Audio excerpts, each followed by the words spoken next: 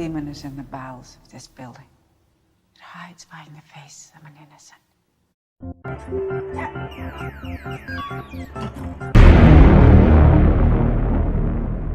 You know it's summer because the rain gets warmer.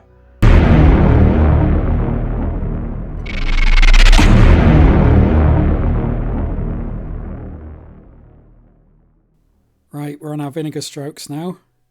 So first one, Mother. Haven't seen it yet. Yeah, I definitely want to watch this movie. I've loved everything Darren Aronofsky's done so far, so yeah, I should get on that. I remember seeing a clip of it completely out of context and finding it really disturbing, so yeah, hopefully it'll be as good as it seems. Cabin Fever. Yeah, probably give it a D. To be honest, I think Eli Roth seems like a bit of a cocknozzle. He seems to be into writing characters that are very unlikable, so you can enjoy watching them get killed off. Personally, I prefer characters who I don't want to see getting killed off, and then I find there's more tension in the movie. I thought, like the little kid doing karate, I thought that was really funny. If he'd made a movie which was all in that tone, it could have been really good, but yeah, his characters just seem to be a bunch of dipshits, and it's just not entertaining to me. It Follows. Yeah, I really like this movie. There are criticisms of it because the killer doesn't make any sense.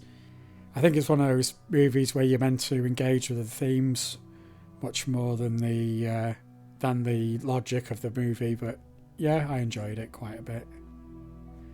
The Hatred, haven't seen it. The Orphan. Yeah, it's fine. I enjoyed it for what it was. Pretty far-fetched movie, but it was fine. I enjoyed it. I believe we're getting a prequel soon. Not sure how I feel about that, but yeah, it was a fun movie. Gerald's Game. I'm going to go above average for that. It's my favourite movie that I've seen of Mike Flanagan's, I think. Yeah, I don't really have much to say about it. It was fine. Some good ideas in it. The Perfection, I haven't seen. Planet Terror. Yeah, I'm going to give it a good rating. I did enjoy it quite a lot. We got this, when this came out, we got the full movie. It was separate completely from Death Proof. We never did that Grindhouse thing over here in the UK. So we got them as two separate movies. I think deliberately making B movies is really, really hard. It very rarely works. Black Dynamite was terrific. I really love that as a fake B movie. Death Proof, to be honest, the first time I watched it, I found it really boring. I liked it better on the second watch. But yeah, Planet Terror, I enjoyed it much, much more. It did seem more in the style of Grindhouse. It was full of WT fuck moments. And yeah, it was fun. Not perfect, but a really enjoyable movie, I thought. Eight-Legged Freaks, haven't seen it. Young Frankenstein. My name, it's pronounced Frankenstein. Yeah, another good movie. Yeah, absolutely hilarious. I believe it came out the same year as Blazing Saddles, so great year for Mel Brooks. I said before with the James Whale version, I think doing a direct translation of the novel of Frankenstein I don't think can work, but doing it as a comedy I think does. And yeah, I think it's a really good movie. Not as good as Blazing Saddles, I don't think, but yeah, I think it is a good movie. Sleepaway Camp, notorious movie. I haven't seen it. I've seen some people trying to reclaim Angela as a trans icon now, which is an interesting take, but yeah, I have not seen it. I have no opinions on it. American Werewolf in London. Yeah, that's a really good movie, I think. The effects by Rick Baker, I believe, did the werewolf effects, are pretty amazing. Still hold up really well, unlike the sequel, which has some terrible CGI. Which I don't think the sequel's as bad a movie as some people say. I think it's okay, but yeah, American Werewolf in London is a much better movie. and definitely for the practical effects, it wins hands down. Scarecrow, haven't seen it. Pan's Labyrinth, yeah, I think that's a really good movie. Guillermo del Toro directed it. It's set against the backdrop of the Spanish Civil War, and I really like this when they do this in horror movies. When you take a real world situation that's horrific on its own and then add a layer of horror over the top of it. He did this as well in another film called The Devil's Backbone, which serves almost as a prequel to Pan's Labyrinth. It's set right at the beginning, just at the time of the military takeover.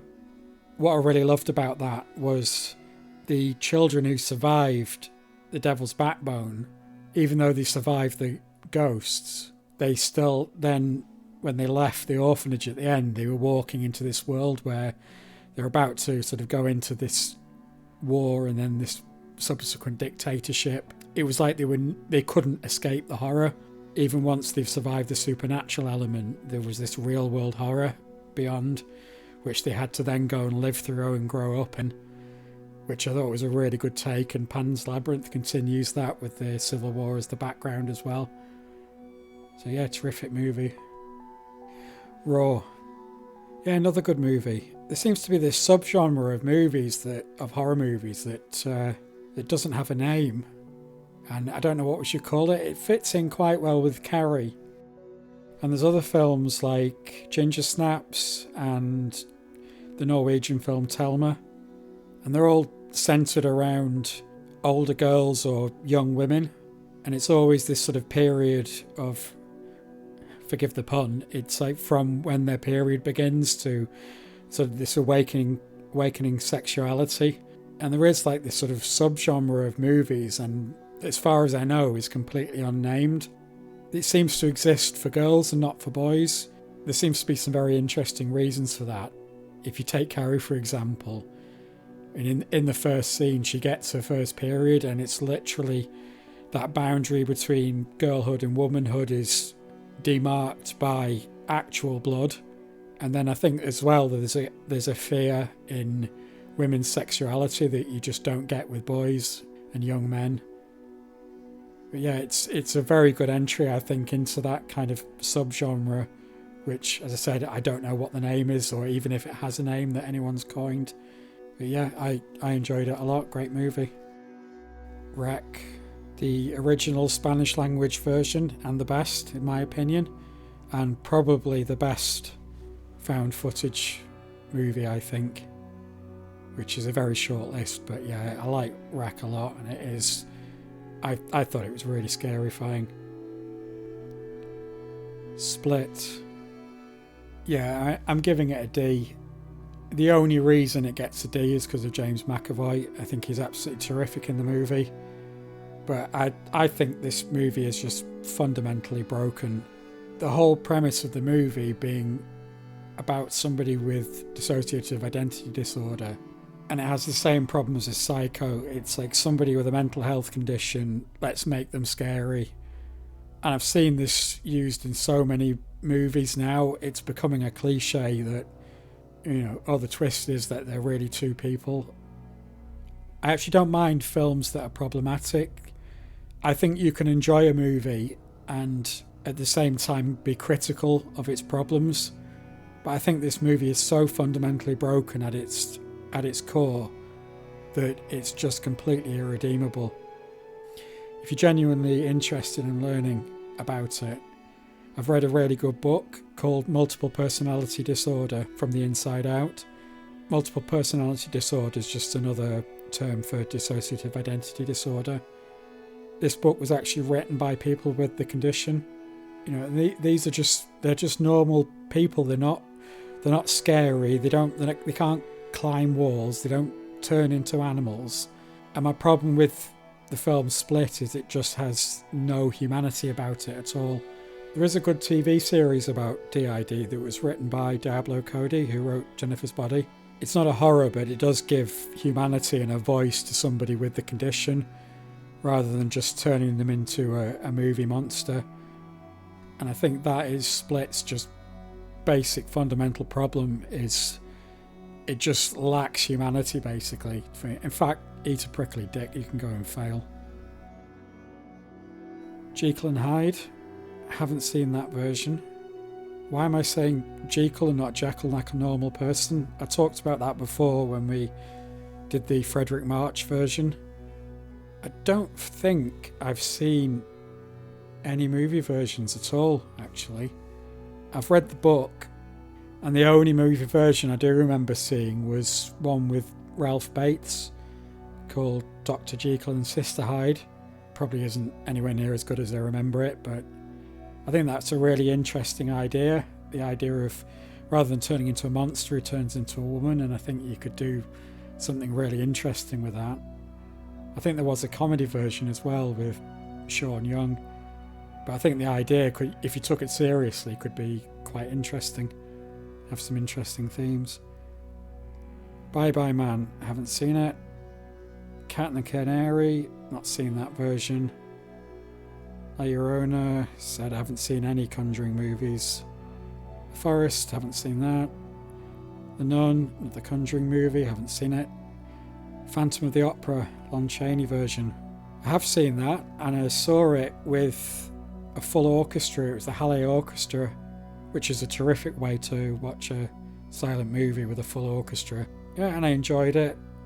And Lon Chaney is a bit of a hammy actor, but that was the fashion at the time, so give it a pass. Silence of the Lambs. Yeah, I think it's a really good movie. Again, it's another one of those movies that's got problems, but as I said, I think it is possible to enjoy a movie while being critical of it. Just like Psycho, it's another one of those movies where you take somebody with a mental health condition and make them scary. I know some people do sort of give it a pass and say, it was of its time. Some people are still critical of it, but I think as a thriller, it's a great movie. One other criticism I do have of the movie is Anthony Hopkins. I know he won the Oscar, but to be honest, I find him just a little bit over the top in the role. He's just a bit too ham and cheese to me. Compared to Brian Cox's take, I actually found him a lot more intimidating because he was so normal. He just felt like somebody you would completely trust him, and that was actually what made him much more scary for me. But yeah, I still think it is a good movie though, despite those criticisms. Sixth Sense. The greatest twist ending in movie history, people keep telling me. I respectfully disagree. Never made a lick of sense to me, this movie. To me, a good twist ending is one where you go back and rewatch the film and it makes more sense on a second viewing. Didn't make sense to me on the first viewing. On the second viewing, still didn't make any sense to me.